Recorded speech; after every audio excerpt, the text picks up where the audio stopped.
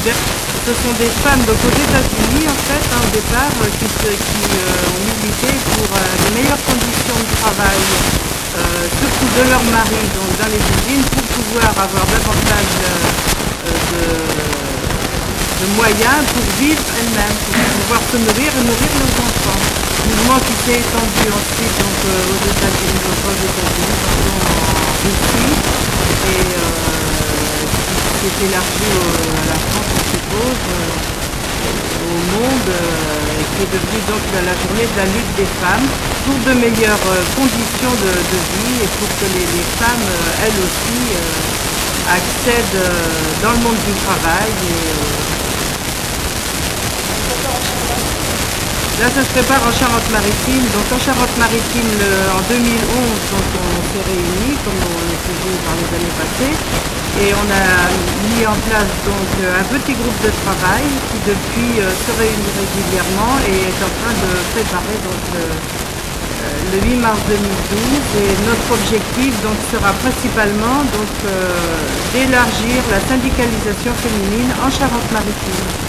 Car il y a très peu de syndiqués, à peine 10% de femmes syndiquées, et il y a une grande nécessité dans ce département d'élargir cette syndicalisation, car beaucoup de femmes ont été syndiquées à Charente-Maritime, qui aujourd'hui ne le sont plus, et qui certainement, au fond d'elles-mêmes, désireraient ou retrouveraient donc une activité commune, serait moins isolée, car une femme non syndiquée est souvent isolée, n'a plus d'informations et je pense que c'est un besoin, surtout par les temps qui courent, avec toutes les mesures qui tombent et qui atteignent principalement les femmes, la baisse du pouvoir d'achat, elles sont touchées principalement, surtout que la plupart, c'est bien connu, 70% des femmes ont des retraites vraiment très insuffisantes.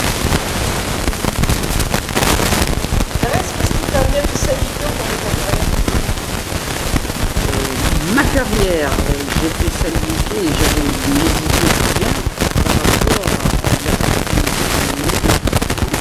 car c'était à l'époque ce qu'on appelait vérité. Ça faisait un peu tâche, c'est vrai, dans la commune mesure, mais c'était quand même beaucoup.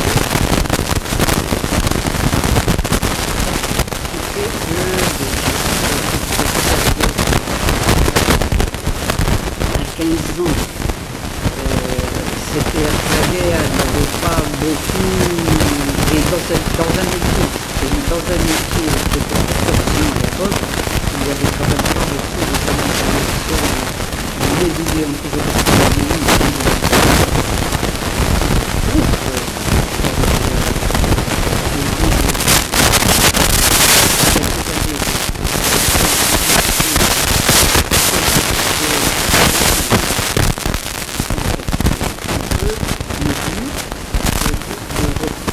faire une autre carrière, je fréquentais l'hôpital à Trèves.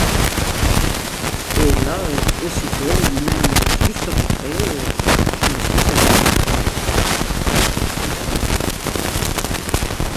qui m'a motivé,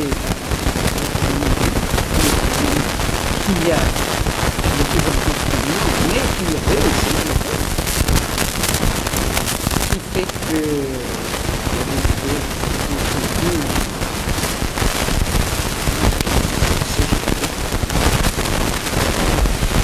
pourquoi c'est important un collectif femmes retraitées CGT?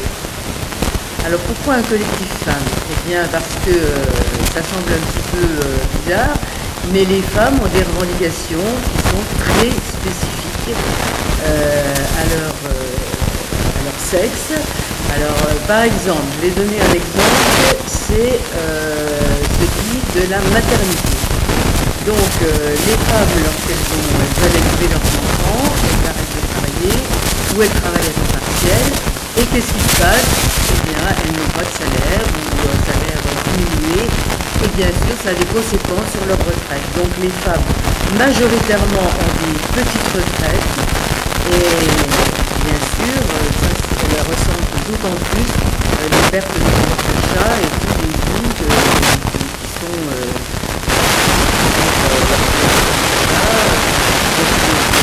en plus,